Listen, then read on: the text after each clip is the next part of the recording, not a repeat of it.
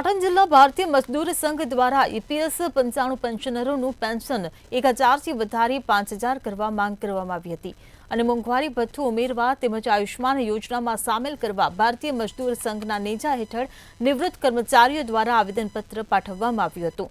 નિવૃત્ત કર્મચારીઓએ કલેક્ટર કચેરીના પટાંગણમાં ધરણા પર બેસી વડાપ્રધાનને સંબોધીને કલેક્ટરને આવેદનપત્ર આપ્યું હતું।